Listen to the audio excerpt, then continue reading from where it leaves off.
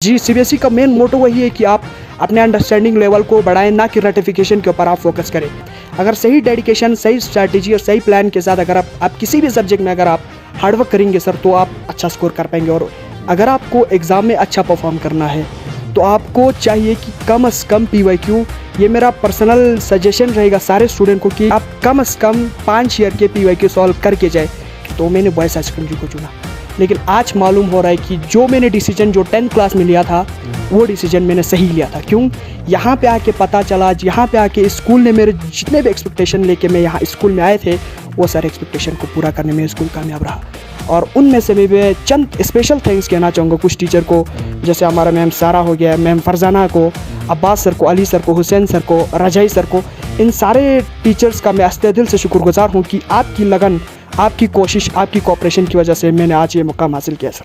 एक बार फिर आप सभी का गुलिस्तान न्यूज़ में इस्तकबाल करते हैं। CBSE ने अपना रिज़ल्ट डिक्लेयर किया है लद्दाख के हवाले से, और आप जानते हैं अक्रॉस लद्दाख में जितने भी गवर्नमेंट जो इंस्टीट्यूशंस थे और ख़ासकर 12th क्लास के रिज़ल्ट जो हैं इस बार पहली बार CBSE के द्वारा डिक्लेयर हुआ है।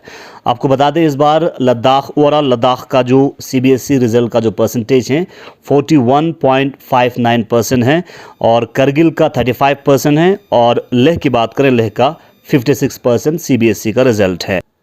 और इस बार CBSE के 12th क्लास के एग्ज़ाम में करगिल लद्दाख से 1163 स्टूडेंट्स ने एग्ज़ाम फेस किया है, और लेह से 533 स्टूडेंट्स ने CBSE एग्ज़ाम जो है फेस किया था।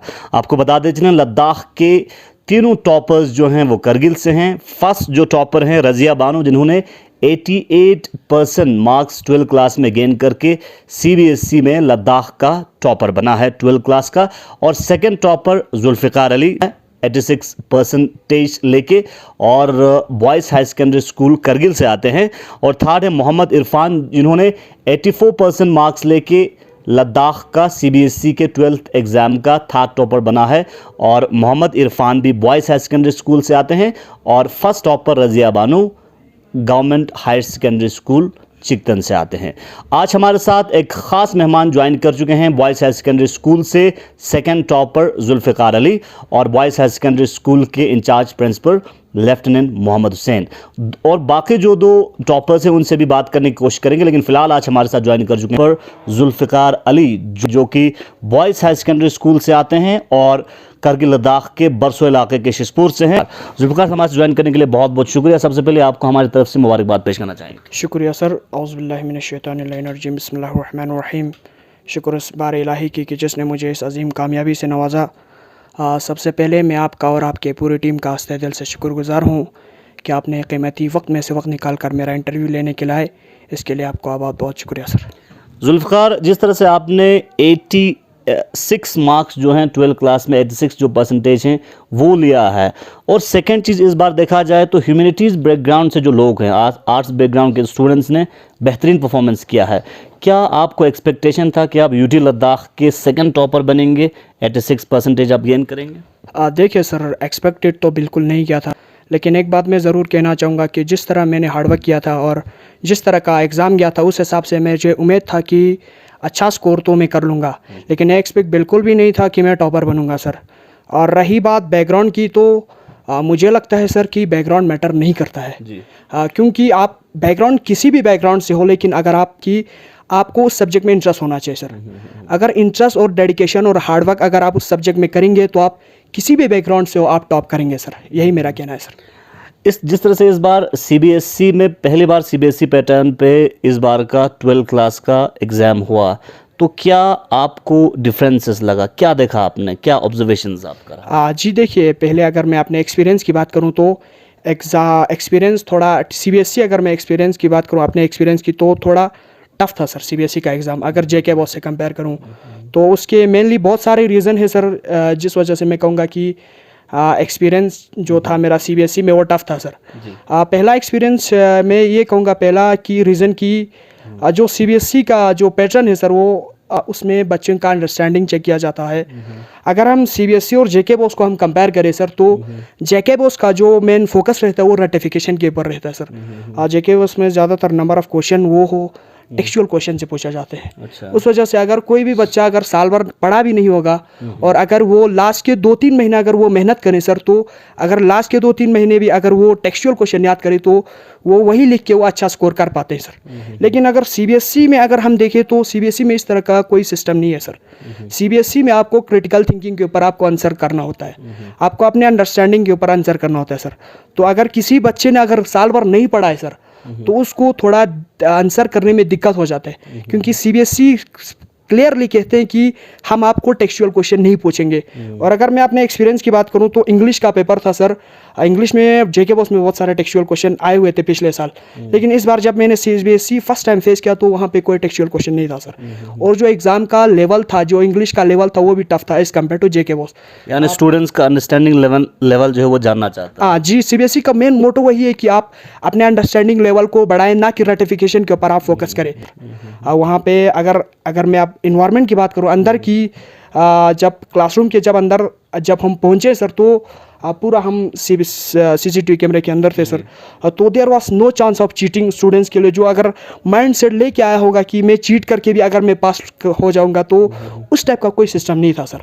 और तीसरा रीज़न जो मैं समझता हूँ कि वो लैक ऑफ अवेयरनेस है सर। हमारे फर्स्ट टाइम सीबीएसई हुआ है तो बहुत सारे स्टूडेंट्स को अवेयरनेस नहीं था सर। पहली बार एक नए सिस्टम में जी सर।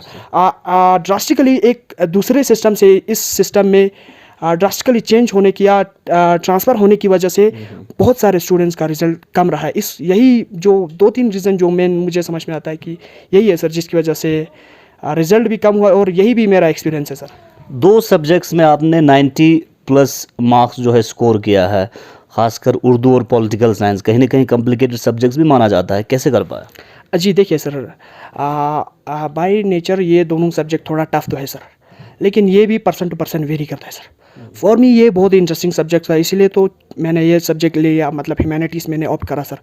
और दूसरा जो कारण है जिसकी वजह से मैं इसमें हाईएस्ट मार्क्स गेन कर पाऊँ, वो है अपने हार्डवर्क और डेडिकेशन के साथ। अगर सही डेडिकेशन, सही स्ट्रैटेजी और सही प्लान के साथ अगर आप किसी भी सब्जेक्ट में अगर आप हार्डवर्क करेंगे सर, तो आप अच्छा स्कोर कर पाएंगे, और उसी बात को मैंने प्रूफ किया सर। चलिए, हमारे साथ boys high secondary school Kargil के incharge principal lieutenant Mohammad Hussain साहब भी हैं। सर, हमारे साथ ज्वाइन करने के लिए बहुत बहुत शुक्रिया। एक बार फिर बॉयज़ हाई सेकेंडरी स्कूल मुबारक के मुस्तहक है, क्योंकि 2nd और 3rd यूनियन टेरेटरी लद्दाख के 12th क्लास के टॉपर्स इसी स्कूल से हैं। पहले क्या आप टेक देना चाहेंगे? औज़ुबिल्लाहि मिनश्शैतानिर्रजीम, बिस्मिल्लाहिर्रहमानिर्रहीम।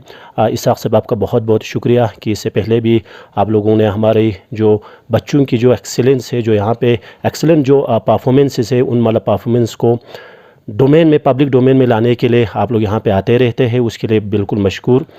तो दूसरा रहा, और इससे भी बड़ी खुशी की बात इस बार हमें यह है कि यूटी बनने के बाद भी जो हमारा एक तारीख़ रहा करता था, जो हमारा एक हिस्ट्री हुआ करता था, उस वाले चीज़ को, उस वाले ट्रैक पे हम रहने की कोशिश किया। और इस बार भी हमने यूटी लेवल पे, डिस्ट्रिक्ट लेवल पे तो वैसे भी हमारा रहता ही था, तो यूटी लेवल पे हमारे यहाँ पे आपके पास हमारा टॉपर आपके पास 2nd और टॉपर 3rd दोनों हमारे ही स्कूल से रहा। तो इसके लिए आपको बहुत बहुत शुक्रिया। सर, इस बार एक नए सेटअप में, एक नए माहौल में, एक नए माहौल के साथ सीबीएसई 12th क्लास का एग्ज़ाम हुआ और सीबीएसई के द्वारा जो है एग्ज़ाम किया गया। क्या आपने इस एग्ज़ाम को लेके, किस तरह का आपका ऑब्जर्वेशन रहा, क्या एक्सपीरियंस वहाँ से आपने गेन किया? बहुत तफसीलन हमारे टॉपर दोनों ने बता दिया कि क्या क्या चैलेंजेस रहा, उसने बहुत तफसीलन बता दिया। फिर भी यहाँ पे कुछ मतलब टिडबिट्स मैं आपको बता देता हूँ। कुछ चैलेंजेस तो बेशक था बच्चे को। सबसे पहला, बच्चे के माइंड में, बच्चे ने इससे पहले भी मैट्रिक में बोर्ड का एग्ज़ाम दिया था, कभी बोर्ड के एग्ज़ाम में, इससे पहले वाले एग्ज़ाम में उसने लाइफ में सीसीटीवी वाली चीज़ न उसने सुना था न देखा था। तो ये सीसीटीवी एक फैक्टर था जिसकी वजह से कहीं ना कहीं बच्चों के अंदर, बच्चों की परफॉर्मेंस पे असर हो गया। दूसरा, क्लाइमेटिक फैक्टर आ गया, दूसरा वाला फैक्टर। दूसरा फैक्टर का मतलब जैसे मैं अभी बता रहा था, सीसीटीवी नहीं देखा था, इसी तरह से फरवरी मार्च में हमारे यहाँ पे कभी भी एग्ज़ाम यहाँ पे नहीं हुआ था। बच्चे ने जो भी दिया था, अक्टूबर नवंबर वाला सेशन हुआ करता था। तो ये वाला एक मतलब फैक्टर था जिसमें काफ़ी हार्श कंडीशन की वजह से ये भी एक फैक्टर बना उनके परफॉर्मेंस में ऊपर नीचे होने के लिए, ये फैक्टर था। तीसरा, जब एग्ज़ाम हॉल में आ गया, एग्ज़ाम हॉल में आने के बाद एक पेपर फैक्टर था। पेपर फैक्टर का मतलब CBSE वाला पैटर्न फैक्टर था। अब फिर इसके बाद पेपर के बाद भी पेपर के अंदर एक सीरीज़ फैक्टर था जो उसने कभी नहीं देखा था, A series, B series, C series. अब सीरीज़ भी उसने ये मतलब समझने की कोशिश किया, तो वहाँ पे एटीट्यूड या एप्टीट्यूड फैक्टर था कि मुझे उसको रिजोल्व करने के लिए, इस वाला चीज़ को अप्रोच करने के लिए मेरा अप्रोच क्या होना चाहिए। तो ये पेपर वाला फैक्टर, सीरीज़ वाला फैक्टर, आपके पास क्लाइमेट वाला फैक्टर, CCTV वाला फैक्टर्स, ये सारी चीज़ें हमारे बच्चों के लिए बेशक एक बड़ी चैलेंज था, जो बहुत अच्छी तरह से खुश असलूबी से हमारे बच्चों ने ओवरकम किया। चलिए सर, और भी कुछ इंपॉर्टेंट इनपुट्स आपसे लेना है, हम लगातार गुफ्तगू को आगे बढ़ाएंगे। जुल्फ़िकार, आपसे जानना चाहेंगे, किसी भी चीज़ को करने के लिए एक स्ट्रेटजी होना पड़ता है, एक प्लानिंग के साथ करना पड़ता है और एक मेंटर की भी ज़रूरत पड़ता है।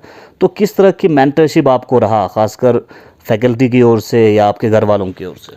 जी, सबसे पहले मैं स्ट्रैटेजी को थोड़ा एक्सप्लेन करना चाहूँगा। देखिए, स्ट्रैटेजी 12 महीने का स्ट्रैटेजी मैं आपको सिंपली ये 5 मिनट में तो नहीं बता सकता सर, लेकिन मैं आपको एक रफ़ आइडिया दे देता हूँ कि इस स्ट्रैटेजी को फॉलो करके मैंने इस आपके सामने बैठा हूँ सर। तो पहला जो मैंने अपने 6-7 में मैं अपने जर्नी को एज ए जर्नी मैं आपको बताना चाहूँगा 12th क्लास को। तो मैंने अपने जर्नी को 3 पार्ट में डिवाइड किया है सर। स्ट्रैटेजी आप मान लीजिए, फर्स्ट सेशन में जो फर्स्ट पार्ट में मैंने क्या करा सर, थोड़ाली सारे सिलेबस कवर किए, लाइक सिलेबस को मैंने डिकोड किया, इसके बाद पढ़ाई किया। लगभग 8-9 महीने में मैंने पूरा syllabus one time with full revision मैंने सिलेबस कंप्लीट किया सर। और दूसरे पड़ाव में मेरा जो मेन फोकस था वो रिवीजन के ऊपर और था सर। लेकिन अनफॉर्चुनेटली ये आप कह सकते हैं कि मैं थोड़ा नहीं कर पाई, क्योंकि उस टाइम में आपको पता है नवंबर-दिसंबर में यहाँ पे इंटरनल चलता है सर। तो इस वजह से ज़्यादातर टाइम मुझे इंटरनल को देना पड़ता था, जिस वजह से मैं इतना रिवीजन के ऊपर फोकस नहीं कर पाया। लेकिन मैं कहूँगा जो थर्ड सेशन, जो मेरा थर्ड पार्ट था, वो बहुत इंटरेस्टिंग था सर। वो मेरे गोल्डन एरा था, क्योंकि थर्ड पार्ट ही था जिसने मुझे आज आपके सामने रखा है सर। थर्ड पार्ट में मेरा जो मेन फोकस था सर, वो वंस अगेंस्ट मोर मैं सारे सब्जेक्ट का रिवीजन करूं, और इसके साथ साथ मैंने लास्ट के 2 महीने में PYQ जो हम प्रीवियस ईयर क्वेश्चन पेपर कहते हैं उसे सॉल्व किया। क्योंकि मुझे भी लगता है कि अगर आप इस PYQ सेक्शन को अगर आप सॉल्व करेंगे या PYQ किसी भी सब्जेक्ट के सॉल्व करेंगे तो आपको मार्क्स में इजाफा मिलेगा। इसलिए ये सारे स्ट्रैटेजी को मैंने फॉलो किया। अब मैंने PYQ सॉल्व करा, रिवीजन करा और सही डायरेक्शन के साथ ये जिसकी वजह से मैं आज आपके सामने हूँ, ये स्ट्रैटेजी मैंने फॉलो किया।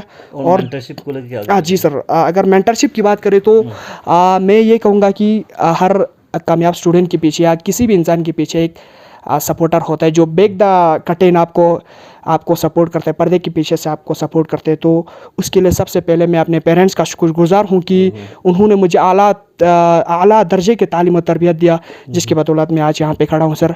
और दूसरा जो मेरा सक्सेस का जो मेन क्रेडिट जाता है वो मेरा असातिज़ा किराम है, और उनमें से मैं चंद स्पेशल थैंक्स कहना चाहूँगा कुछ टीचर को, जैसे हमारा मैम सारा हो गया, मैम फरजाना को, अब्बास सर को, अली सर को, हुसैन सर को, रजाई सर को। इन सारे टीचर्स का मैं अस्ते दिल से शुक्रगुजार हूँ कि आपकी लगन, आपकी कोशिश, आपकी कोऑपरेशन की वजह से मैंने आज ये मुकाम हासिल किया सर।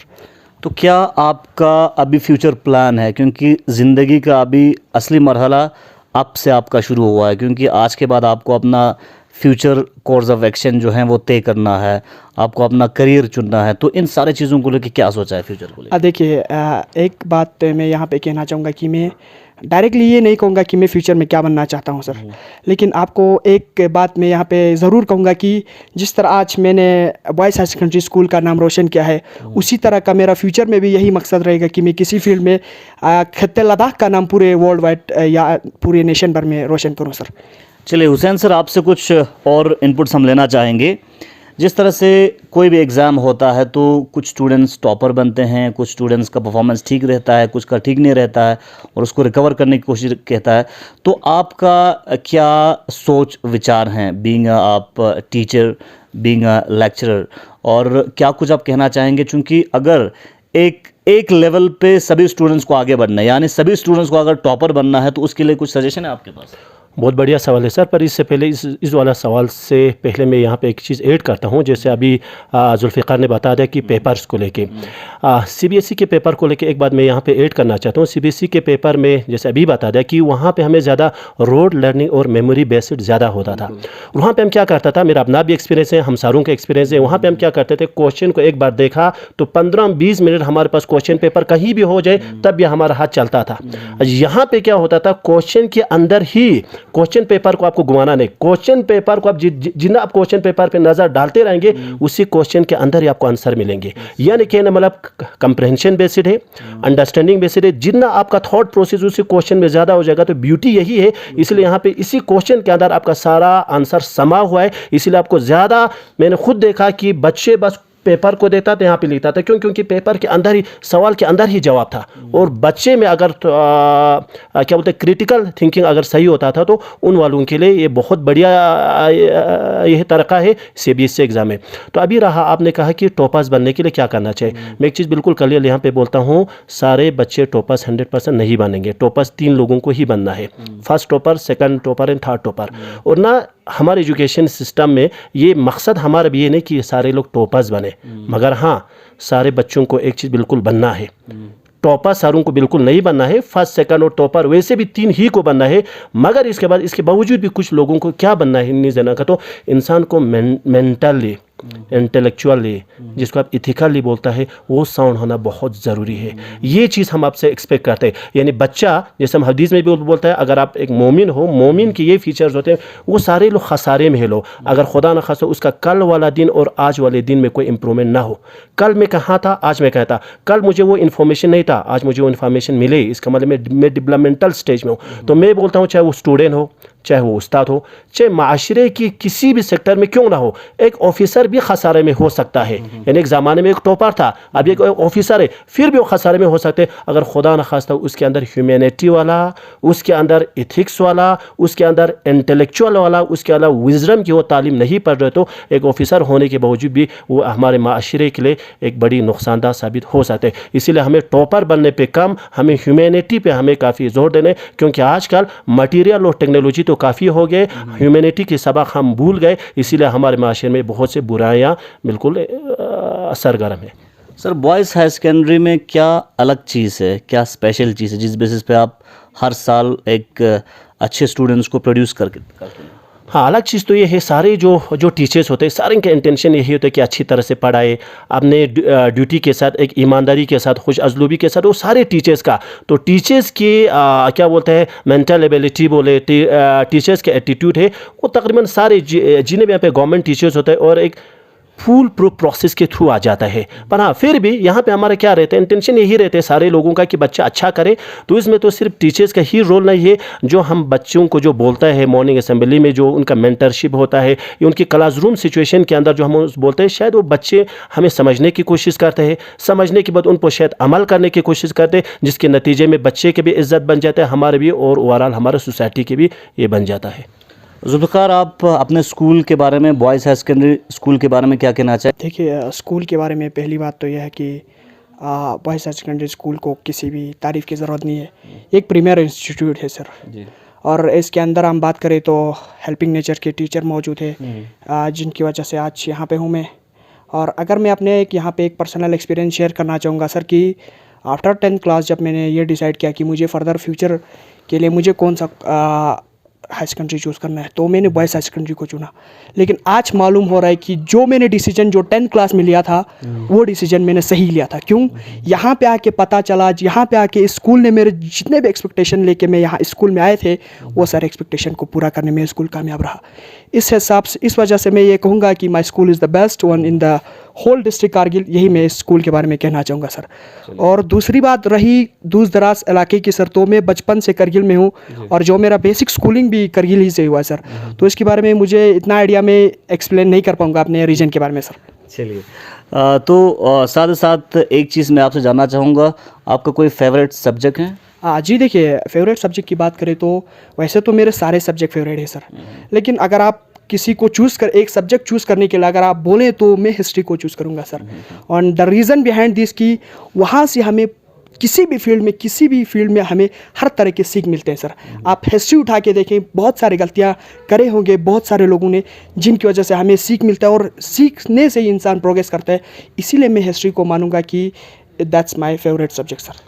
हुसैन सर, क्या प्रोज एंड कॉन्स इस बार के सीबीएसई एग्ज़ाम में देखा गया? क्योंकि कहीं ना कहीं परसेंटेज लेवल के हिसाब से देखें तो पहले की निस्बत में काफ़ी कम है। और सेकंड चीज़, इस बार हॉस्टल फैसिलिटी भी गवर्नमेंट ने प्रोवाइड किया गया था, तो उस हॉस्टल फैसिलिटीज़ ने क्या कुछ स्टूडेंट्स को मदद पहुंचाया? हाँ जी, जहाँ तक प्रोज और कॉन्स के बारे में बात कर रहे हैं, जैसे हमने अभी बता दिया कि नई एक्सपीरियंस था स्टूडेंट्स के लिए। जिस नई एक्सपीरियंस में मैंने आपको पेपर के बारे में बता दिया, सीरीज़ के बारे में बता दिया, क्लाइमेटिक फैक्टर्स के बारे में बता दिया, तो फिर इसके बाद पेपर्स अप्रोच के बारे में उन पे हमने भी हमारा जो यूटी में जो हमारा डिपार्टमेंट ऑफ एजुकेशन है, डायरेक्टोरेट ऑफ स्कूल एजुकेशन में पहले ही से मार्च से बिगिनिंग ऑफ द सेशन इससे काफ़ी इनिशिएटिव लिया था। गोल्डन टेस्ट को लेकर काफ़ी इनिशिएटिव लिया था, क्लास में रेगुलर ये लेने के लिए, अच्छा टीचर्स को डायरी मेंटेन करने के लिए। यानी जैसे जैसे वहाँ पे तब्दीली हो गया, हमारे वहाँ पे स्विच ओवर हो गया, तो डायरेक्टोरेट ऑफ स्कूल एजुकेशन ने, सेक्रेटरी एजुकेशन ने भी बिल्कुल ग्राउंड लेवल पे बिल्कुल गियर अप हुए थे, उन्होंने काम किया था और टीचर्स को भी आर्ग्यूमेंट करने की कोशिश किया था। क्योंकि हमारे पास टाइम एक ही हमारे पास क्या बोलते हैं सीज़न था, एक सीज़न में जितना हो सकता था उन्होंने टूर किया, उन्होंने वो सारी चीज़ें अपने हिसाब से वो सारा चीज़ करने की कोशिश किया, जिसमें से एक इनिशिएटिव जो लास्ट में उन्होंने उठाया कि कहीं ना कहीं हमारा कहीं पे गलती रहा हो तो हम हॉस्टल फैसिलिटी भी हम यहाँ पे एकोमोडेशन भी यहाँ पे करवाएंगे। तो हॉस्टल फैसिलिटी के अंदर मेरा अपना पर्सनल जाविये से देखो, अपना इंक्लेशन में यहाँ पे आपको यहाँ पे बता दूँ तो हॉस्टल फैसिलिटी एक बढ़िया इनिशिएटिव था, जिस बढ़िया इनिशिएटिव को तकरीबन सारे पेरेंट्स, अक्सर पेरेंट्स ने इसको वेलकम किया, पेरेंट्स ने ही नहीं स्टूडेंट्स ने।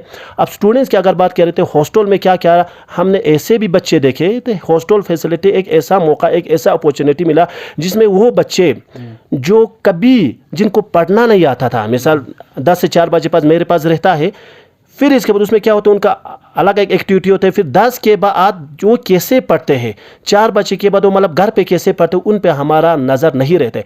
हॉस्टल फैसिलिटी ने हमें एक ऐसा मौका दिया कि बच्चा पढ़ता कैसा है, बच्चे कैसे लर्न कर रहे हैं, बच्चे कैसे क्या बोलते हैं क्वेश्चन पेपर को अप्रोच कर रहे हैं, ये हमें मिला आपके पास ये मिलने के लिए। दूसरा हमारे पास वो बच्चा, हमारे पास ऐसे भी बच्चे मिले जिन्होंने कभी बोला कि कभी रात को 10 बजे तक 11 बजे तक भी हमें नहीं, हमने रात को कभी नहीं पढ़ा, ऐसे भी बच्चे मिले। वही बच्चा 1 महीने के अंदर, 1.5 महीने के अंदर 2 बजे तक, 2:30 बजे तक भी हमने उनको पेपर्स के साथ उनको क्या बोलते हैं किताबों के बीच में पाया। अच्छा, तीसरा चीज़ वहाँ पे पीयर लर्निंग, पीयर ट्यूटरिंग हमने देखा। वो बच्चा जो यहाँ पे मॉर्निंग असेंबली में हेजिटेट होता था, यहाँ पे एक उसको एक ऐसा कंजीनियल यहाँ पे एनवायरनमेंट मिला जिसको गतिस खातिर में वो मतलब एनविया जितना गैरत चीज़ उनको वो वाला हो गया, जिसकी वजह से वो खुद सिलिंद हाल जरखन चीज़ उस चीज़ को मतलब एम्बाइब करके उसने भी क्या किया, एक दूसरे को सिखाते थे। सिखाने में मतलब क्या होता था, सिखाने के लिए तो उसका कॉन्फिडेंस बिल्ड हो जाता, कॉन्फिडेंस उसका बिल्ड होता था। तो ये सारी चीज़ें था। और इसके अलावा यहाँ पे मेस एटिकेट आता था, कैसे खाना है, कैसे बैठना है। उसके लिए यहाँ पे एक उसको डिसिप्लिन का सेंस, यानी 10 बजे तक तो ठीक है वो यहाँ पे डिसिप्लिन रहता था, क्या पता 10 से क्या बोलते हैं 4 से 10 बजे के बीच में वो मतलब डिसिप्लिन रहते, उसका अलावा या नहीं रहते, वो यहाँ पे मजबूर है। यहाँ पे क्यों मजबूर है, हमने यहाँ पे एक मतलब टाइम टेबल दिया था, एक मतलब फ्रेमवर्क के अंदर उसको रहना पड़ता था, एक फ्रेमवर्क के अंदर उसको एक खास किस्म के पार्टिकुलर एक्टिविटी करना पड़ता था। ये दूसरा चीज़ है, जो सोशल मीडिया है, जो उनका मोबाइल है, उसको मतलब जुडिशियस यूज़ करता है नहीं करता है वो हमें मालूम नहीं, पर क्योंकि उनके हमारे पास विजिल था, हमने उसके लिए एक पार्टिकुलर टाइम रखा था कि आपको कितने बजे आपको मोबाइल लेना है और कितने बजे हैंड ये करने वापस करने। फिर उसी पीरियड में भी जब 1 या 1.5 घंटा जब होते तो उस पर भी हमारा विजिल रहता था। तो इन सारी चीज़ों से कहीं ना कहीं बच्चों के परफॉर्मेंस में, बच्चों की तैयारी पे ज़बरदस्त एक ड्रामेटिक यहाँ पे उनको परफॉर्म करने का ये मौका मिला। Thank you. चलिए, आखिर पे जुल्फ़िकार, आप किस तरह की मैसेज उन स्टूडेंट्स को देना चाहेंगे जो इस बार 12th क्लास में अपीयर हुआ है और एग्ज़ाम फेस करना है, सीबीएसई का एग्ज़ाम फेस करना है, तो क्या आपका सजेशंस और एडवाइस रहेगा? देखिए सर, जनरली मेरा 12th क्लास अपीयर स्टूडेंट्स को 2 एडवाइस रहेगा सर। एडवाइस तो नहीं कहूँगा, सजेशन कहूँगा कि फर्स्ट एक जनरल सजेशन मैं देना चाहूँगा कि आप अगर आप हार्डवर्क कर रहे हैं तो कंसिस्टेंटली करें, क्योंकि आप सबको पता है कि consistency is the key of success, यही बात है सर। और दूसरा जो मैं सजेशन देना चाहूँगा वो एग्ज़ाम पॉइंट ऑफ व्यू से सर, कि अगर आपको एग्ज़ाम में अच्छा परफॉर्म करना है तो आपको चाहिए कि कम से कम PYQ, ये मेरा पर्सनल सजेशन रहेगा सारे स्टूडेंट को, कि ये एडवाइस आप कह सकते हैं, सजेशन, कि मैं आपसे इल्तिजा करता हूँ कि आप कम से कम 5 ईयर के PYQ सॉल्व करके जाए। क्योंकि देखिए सर, CBSE का एक ट्रेंड चल रहा है कि पिछले साल का कुछ क्वेश्चन इस साल आना ही आना है। बहुत सारे क्वेश्चन वो डाल देते हैं। और यहाँ पे मैं एग्जांपल अपने पॉलिटिकल साइंस का देना चाहूँगा सर कि पॉलिटिकल साइंस में अराउंड 20 मार्क्स का जो क्वेश्चन आया था वो खाली पूरा पिछले साल के पेपर से उठा के यहाँ पे डाल दिया था सर। तो मेरा सजेशन यही रहेगा कि आप लास्ट के 1 महीने में कम से कम सारे सब्जेक्ट के 5 से 5 हर एक सब्जेक्ट के PYQ सॉल्व करें ताकि आप एग्ज़ाम में अच्छा परफॉर्म कर पाए और नेक्स्ट ईयर हमारा आपके सामने आ जाए फिर से और एक बार। चलिए हुसैन सर, क्या मैसेज देना चाहेंगे? बस मैसेज यही देता हूँ कि जैसा भी बता दें, एक हार्ड वर्क होना चाहिए, पर हार्ड वर्क के साथ साथ भी जैसे इसे पहले भी बता दिया था, हार्ड वर्क से कुछ होने वाला नहीं। उसमें आपके पास एक गाइडेंस का होना बहुत ज़रूरी है। गाइडेंस इसलिए क्योंकि हार्ड वर्क के साथ साथ आपके पास एक डायरेक्शन का होना उससे भी ज़रूरी होता है। यही मिसाल मैंने इससे पहले भी दिया था। मेरा मकसद कहीं और हो गया, ईस्ट की तरफ जाना होगा, मेरा मकसद वहाँ पे ईस्ट की तरफ है, मैं बहुत मेहनत कर रहा हूँ पर मैं वेस्ट के डायरेक्शन में जा रहा होगा तो इसीलिए मुझे एक डायरेक्शन का होना बहुत ज़रूरी। नहीं तो आपका ये सारे एक्सरसाइज है, सारी जो आपके पास क्या बोलते हैं हार्ड वर्क है, वो सारे आपके पास नुकसानदाज है, मतलब फ्यूटाइल, बेकार आमद आपके पास साबित हो जाएगा। इसीलिए हार्ड वर्क के साथ एक डायरेक्शन का होना ज़रूरी है और यही डायरेक्शन का जो काम करता है वही आपका टीचर्स करता है। चलिए, हार्ड वर्क के साथ एक डायरेक्शन का होना बहुत ज़रूरी है। हमारे साथ यूनियन टेरिटरी लद्दाख के 12 क्लास के CBSE के second topper Zulfikar Ali join कर चुके थे, जो कि बॉयज़ हाई सेकेंडरी स्कूल से आते हैं, और साथ boys high secondary school Kargil के incharge principal lieutenant Mohammad Hussain join कर चुके थे। और दोनों की ओपिनियन आप तक हमने पहुंचाने की कोशिश की और इस बार CBSE पैटर्न को लेकर इनकी क्या सोचें, कैसे बेहतरीन परफॉर्मेंस किया, वो राय उन्हीं की ज़ुबानी आप तक पहुंचाने की कोशिश की। आप देखते हैं गुलिस्तान न्यूज़ प्रॉब्लम के अपडेट्स के लिए फर्स्ट और थर्ड टॉपर से आप तक इंटरव्यू पहुँचाएंगे। आप गुलिस्तान न्यूज़ देखते रहें। मुसा तुमेली के साथ मोहम्मद इसा।